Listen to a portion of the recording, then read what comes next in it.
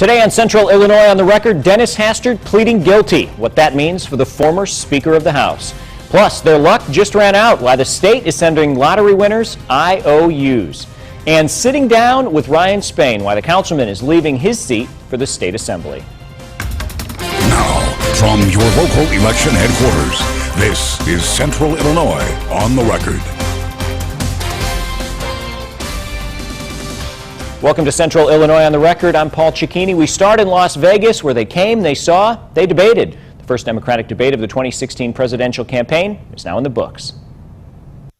I'm a progressive, but I'm a progressive who likes to get things done. Hillary Clinton came into last night's CNN debate as the front runner, and many say that didn't change. She laid out her plans for a Clinton presidency and tried to prove she was the party's standard bearer. There's a lot that I would like to do to build on the successes of President Obama, but also, as I'm laying out, to go beyond. Her main challenger, Bernie Sanders, also came out of the debate the way he went in, a strong runner-up representing the party's far left. Do I consider myself part of the casino capitalist process by which so few have so much and so many have so little, by which Wall Street's greed and recklessness wreck this economy? No, I don't. Martin O'Malley, Lincoln Chafee, and Jim Webb were looking for that breakout moment, but it just didn't happen. I got a great deal of admiration and affection for Senator Sanders, but Bernie, I don't think the revolution's going to come. And the people of our country need a president who's on their side, willing to protect the Main Street economy from recklessness on Wall Street. Anderson, you're looking at a block of granite when it comes to the issues. It seems like pretty soft granite, though. I mean, you've been a Republican, you've been an independent. Did you hear what I said on the issues? One of the more memorable moments came up when the candidates discussed the controversy over the private email server Clinton used as Secretary of State. It's that the American people are sick and tired of hearing about your damn emails. Thank you. Me too. You know? Reporting in Las Vegas, I'm Chris Welch. The next Democratic debate is November 14th in Iowa. It'll be broadcast on CBS. The next GOP debate is October 28th in Colorado on CNBC. President Obama says U.S. forces will remain in Afghanistan at their current levels for much of next year. 9,800 U.S. troops will be in the war-torn country until just before Mr. Obama leaves office. The number would then drop to 5,500 by early 2017. The decision comes after months of discussion involving the White House, Afghan leaders, and the U.S. military. This is the second drawdown delay announced by the president this year. Attorneys for former House Speaker Dennis Hastert say they've reached a plea deal. Hastert will plead guilty to charges of lying to the FBI about bank withdrawals of $3.5 million. Hastert's accused of using that money to pay a man to keep quiet about decades-old sex abuse allegations. Hastert is expected to appear in court October 28th to enter his plea. The deal means the possible past misconduct would not be revealed at trial. The lack of a budget is now affecting free services for women who rely on life-saving cancer screenings. The Illinois Breast and Cervical Cancer Program is now operating on federal money only. Advocates say some providers have been forced to close early and stop paying workers. Medical staff say early detection and screening is vital in saving a woman's life. I have a lot of children. I want to be around for them. I want to be around for my grandchildren. And, in my mind, the mammogram screening was part of that, health care of watching out for myself and making sure I'm around as long as I can be. Nearly 20,000 women received free services through the Breast and Cervical Cancer Program. State-funded home care workers are in a battle with the governor. The union representing personal assistants is negotiating a new contract, but the union says it's been slow going since talks began in July. So far, the two sides have been stuck on proposed cuts to health benefits and training. A lot of our members don't have sick days. So if they don't have health insurance and don't have sick days, it is truly what the governor is offering to them is truly unbelievable and unfathomable. Service Employees International Union of Illinois represents more than 60,000 home care workers. The negotiations with them are among several major contract talks underway. Former governor and ex-convict George Ryan wants the label felon removed from someone who served time in prison. Ryan says it's an obstacle for someone who is free and trying to turn their life around. Ex-cons who've dealt with the no's don't wish that on anyone trying now to do the right thing. When I interview a person, I don't interview their past. I can see the struggle in myself being a felon and recognizing, and seeing how tough it was. It's why Calvin Pitts started the Southtown training program. A lawmaker has not backed the proposal, but supporters say they're glad the conversation is starting. If you win the Illinois lottery, you're likely to get an IOU. The lottery is paying for prizes smaller than $600 only. It's been giving IOUs to winners of prizes more than $25,000 since the summer. The lottery says it's exhausted its check writing account and has no authority to spend more without a budget. Because there's no budget, the administration is cutting spending by trimming travel costs. Since Governor Rauner took office, senior staff was not allowed to take per diem. The administration since introduced more restrictions, not allowing mileage or per diem to be claimed for any member of the governor's staff when traveling for session-related business. Members of the governor's team who are required to travel often carpool as well. Governor Rauner wants to sell a Chicago landmark to save money. He wants to put the James R. Thompson Center up for auction. It could save the state some $12 million a year. It houses several agencies and services, but Rauner says the building has fallen into disrepair and is draining state coffers. It falls in line with the governor's goal of bringing the focus of state agencies and services back to Springfield. It remains unclear whether the sale will need legislative approval. Still ahead, we're talking to the mayor of Delavan. We'll tell you what's next for the city's tornado recovery and how its future could be shaped by medical marijuana. But first, why a Peoria City Councilman is trying to make the leap to the State Assembly.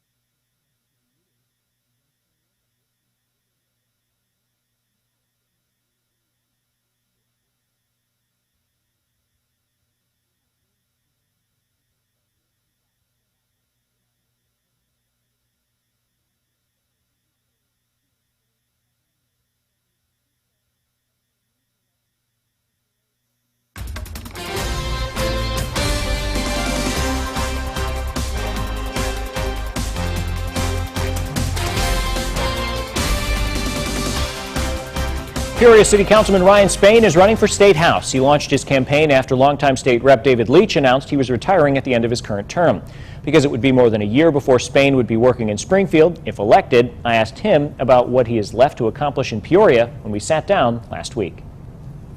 I love my role on the City Council. I'm in my third term on the City Council. I'm almost 9 years of service in local government, and we certainly have a lot of work left to do, but I'm excited for what I've accomplished in city government, making difficult decisions to balance our budget, and really bringing a new sense of optimism and vibrancy, though, to our community. So I continue to still go full steam ahead on City Council, but at the same time, we'll be running a campaign for state representative. So what are some of the things that you want to accomplish before you give up your seat in Peoria? Well, you know, for me, a big focus has been developing our downtown, making sure that we create the right environment and atmosphere that we can attract population to the city of Peoria. We have major opportunities to grow our city, especially with young professionals, folks that are my age, and even now I can say folks a little younger than me, finally. I couldn't say that a few years ago. So that's really what we're trying to do. We also have some tough budget decisions to make for the city. We need to continue to watch our spending and make sure that we deliver a balanced budget that is fair to our taxpayers. obviously, State Senator Darren LaHood, now Congressman Darren LaHood, vacated his seat recently. Your name was floated as one of the individuals who was possibly interested in that seat, but your fellow councilman Chuck Weaver is now going to the State Senate. Was there any disappointment, or did you just maybe know something that everybody else didn't know about the House seat? I mean, how did that work out? Because it seemed like a lot of people thought, oh, Ryan Spain's going to be our next state senator. Well, it was a great opportunity, and I enjoyed the process. Now, that was an appointment to the state Senate, and I congratulate now Senator Weaver on his successful selection. He'll do a great job in Springfield. I think it's important that we have people in Springfield, in our legislature, with background in local government. So many of the decisions that affect our local communities, not just Peoria, but all of the communities in this district, the 73rd district, are really at the mercy of Springfield legislators in terms of decisions that affect local taxpayers. So I think it's great that we have Chuck Weaver in Springfield. I hope to join him down there, and I think it's really useful to bring those skills from local government and really remind people and the decision makers in Springfield that it's not just state budgets that they're having an impact on, but also our local budgets, and they all impact the same taxpayers, and we have to work together to provide a better value for our taxpayers. Thanks again to Peoria Councilman and now State House candidate Ryan Spain. For an extended version of that interview, you can head to our website, ciproud.com. Still ahead, the Democrats debated. Our panel breaks down their performance. But first, the town was torn apart by a tornado. What Deleville's mayor is saying about rebuilding.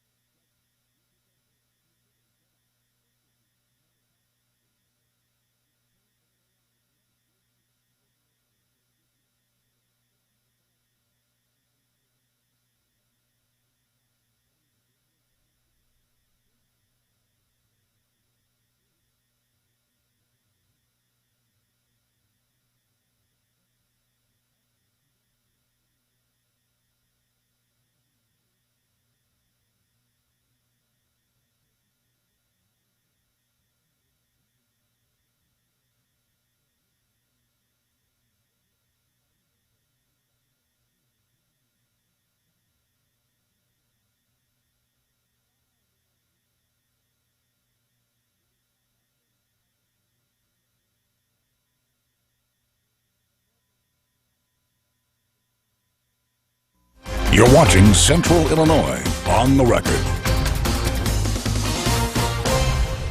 All right, welcome back. Joining me now, Delavan Mayor Liz Skinner. Thank you very much. Good morning, Paul. I appreciate you being here.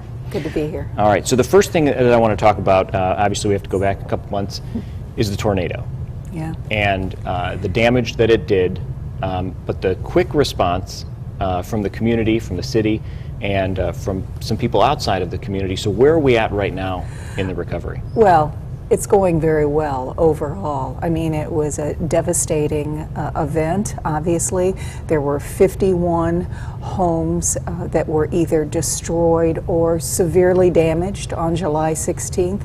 and we've been able to recover, and the rebuilding is underway, and things are going well. But the outpouring of support that we received was really heartwarming, not only with the volunteers in our own community that came together to help their neighbors, but people from outside who came in and offered their support was really something else. Your community is unique in a different sense, obviously not with the tornadoes, but with a medical marijuana cultivation center that you have. A few months ago, there was a ribbon cutting, really welcoming the company with open arms because they're investing a lot in your community. Absolutely. You know, this is a project that we had been working on for more than a year and a half. And Ace Revolution was one of those companies that came to us early on and said, hey, we'd like to invest in the community. And our council and city administration said, yes, count us in. 70 new jobs in the community would be more than welcome. So we began working with them in February, 2 years ago in February, and we now have a state-of-the-art facility, and the plants are growing, and they're expecting their first crop this coming November. All right, thank you very much, Thank you, Delavan Paul. Mayor Liz Skinner. You can catch an extended version of this interview on our website, ciproud.com. Well, the U.S. is staring down a debt deadline when the country will hit its borrowing limit. But first, our panel goes on the record about the Democratic debate, who won, who lost, and how it's shaping the future of the Democratic Party.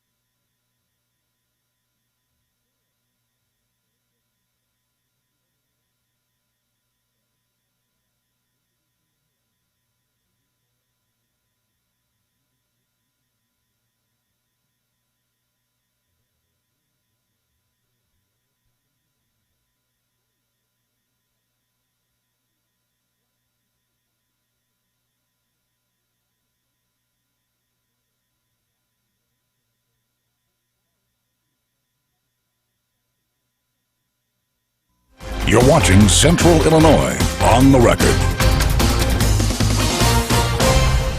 All right, welcome back. Joining the panel this week, Tanya Kuntz from Peoria Public Radio, Julie Weber, Illinois State University. Thank you both for being here. Glad to be here. All right, this week we have the pleasure of talking about the Democratic debate. The easiest question, and we might as well start with it, who won? Tanya? Well, I think Hillary Clinton clearly walked away with that and probably approached things most presidentially, which is the goal of any debate, correct? I mean, and she was definitive, and she spoke in simple declarative statements, and I think she walked away with that. That was my take. I would agree. She didn't give anybody an in, although I think she had a lot of cooperation on the stage with her. Yeah, that was kind of interesting. The big moment, the big takeaway was when Bernie Sanders said, "We're sick of talking about your damn emails." And that was the biggest moment of the debate that for him, but it benefited the most Hillary Clinton, right? Yeah, she was really decisive. I mean, there was no mention of her role as a woman in this election. There was no mention of negative campaigning except for the emails, but that was more like she was just like any other candidate that might be saddled with some kind of quasi-scandal that's following them around. And so I thought when she just said, they asked her, Anderson Cooper said, do you want to respond? And she said no. That was the moment for me, I think, when she... Yeah, that was certainly interesting to see, and I think you mentioned her presidential, but very polished as well, and that's what I think people forgot when you go back 7 years to the debates she had with now President Obama, is that she was always good on the debate stage. She did that well, and I think the big questions were when it came to the other candidates, Webb and Chafee and O'Malley, how were they going to do? I know some people thought O'Malley could be a dark horse, but he seemed to ultimately disappoint. They looked nice standing in suits behind the podiums. They really did. They really did. Hillary Clinton is a debater's debater. She just is. She's a force to be reckoned with that way. And I don't know that there are too many of the people on the stage had the TV cameras been off that could have really went toe to toe with her. Anyway, right? I mean, there are certain pressures that surround that debate format, right? Yeah. The TV cameras, the live audience, the questions that they don't know what's coming at them next, how their opponents are going to respond, all of those things become variable when you're talking about live environment. And she can handle it, and she's seasoned, right? She's got experience, and she's walked the walk, and of course she was going to win that debate. Well, what I found particularly interesting is that when you talk to people who are kind of connected to politics and who watch all of the debates and follow the polls and listen to what the candidates say, they seem to think, yes, Hillary did exactly what she did. She walked away with the debate. She was the best candidate on the stage. But for people who are outside of maybe that mainstream political world, they really seem to think Bernie Sanders walked away with the victory. Why? I think Professor Sanders did walk away with the far left. And I think for the very reason that he wasn't polished, and he was talking about issues in a way that maybe made Clinton's bureaucratic element stand out a little bit more. I think in that way she seemed more, like you said, presidential, but really she came out for the first time as authoritative, in the sense that she was the only one mentioning, I'm ready for the general election, I'm going to fight the Republicans. I think she mentioned them 3 or 4 times. And Sanders kind of talked about issues. He didn't really necessarily talk about how he was going to deal with institutions, American institutions, and he was going to go there and use the executive power that he would have as president to deal with that. And so sometimes I see him as a radical flank that he's shoring in the left for the party. Going into the debate, I was interested in seeing Martin O'Malley because he seems to be that next candidate, assuming you aren't including Joe Biden, right?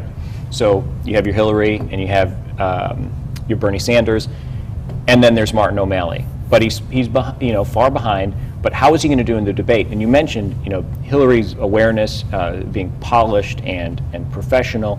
The biggest takeaway I had from Martin O'Malley is he almost never looked at the camera when he was answering. He always looked at Anderson Cooper, and so he didn't connect, I think, with the people who were viewing at home. And I think he had a big opportunity, but might have missed the boat. Really, did it matter that there were 3 other people on the stage? Really? Did it matter? I don't know. I mean, I may be oversimplifying that completely, but I'm not sure in hindsight, I'm not sure that it did. I mean, O'Malley struck me as a really good rule follower. He was really following the rules, and he was sticking by his time, and he was apologizing. And you're saying he was really taking cues from Anderson Cooper, right? And those 3 were kind of fighting with Anderson for attention, They had Webb over on the other side, hey, I'm over here, But I thought O'Malley was really... He looked very good. He could have, but I think you're right about the eye contact. Maybe that was it. I mean, I wasn't sure when I was watching it what it was. I liked him, that was my feeling about it, not as a political scientist, was that I liked him, and I thought, what could this person do to really stand out? And then maybe it was that he kept looking at Hillary Clinton and sort of handing things to her, which is what I felt was kind of happening, right, on that debate stage. So the big question moving forward is there a place for Joe Biden in this race? Yes? Yes, possibly. Where does he carve out that spot? How does he make a spot in between or to the maybe slight right of or left of Hillary, right? Because that's where he would fit in. He's Barack Obama's successor, so he already has that going for him. Or against him. Or against him. In the general, I think he might do well. It depends on who the Republican candidate is. And I think that that's the strategy, right? If the Republican candidate does end up being Trump or someone more like Trump, then the Democratic Party, the DLC, might decide that Biden is really the person they want to challenge it. Clinton's losing money now, so if she can't stay in it, Biden may be the next logical choice. The email scandal seems to continue to plague her. I don't know that she could carry it through, no matter how qualified she is. I don't know. I think there's definitely a place for It'll be Joe interesting to see. She, on Thursday, announced $33 million cash on hand, the richest candidate in the race right now, outside of, I guess, Donald Trump's personal wealth. Well, thank you very much. It'll be interesting to catch up with two of you again as we continue these Republican and Democratic debates moving forward. All right, still ahead, no cost of living increase for those receiving Social Security. We'll tell you why. But up next, Congress is facing another deadline when the U.S. is going to hit its borrowing limit.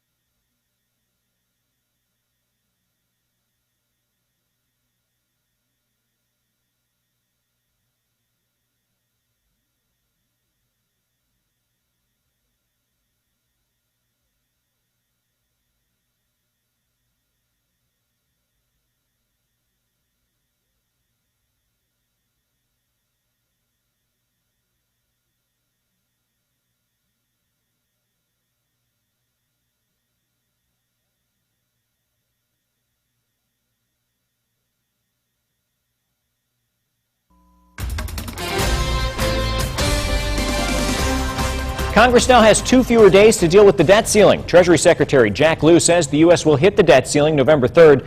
The debt ceiling is a cap set by Congress on how much outstanding debt the federal government can have. It's currently set at just over $18 trillion. The debt ceiling is the amount of money the U.S. is allowed to borrow to pay its existing bills. Some 65 million retirees on Social Security will not get a cost of living boost in 2016. It's a first in 5 years. Blame a decline in inflation caused by falling gas prices. In other words, if the price of goods doesn't increase, Social Security benefits stay flat. The typical retiree's benefit is about $1,300 a month. Iran's parliament signs off on the nuclear deal Tehran struck with world powers earlier this year. The accord reached in July in Vienna calls for international sanctions on Iran to be lifted. In return, restrictions would be placed on its nuclear program, aiming to prevent development of an atomic bomb. And Republican presidential frontrunner Donald Trump is scheduled to host Saturday Night Live next month. NBC says Trump will be the show's guest host on November 7th. Trump used to host The Apprentice and Celebrity Apprentice on the network for over a decade. He also hosted SNL back in 2004. That's going to do it for this edition of Central Illinois on the Record.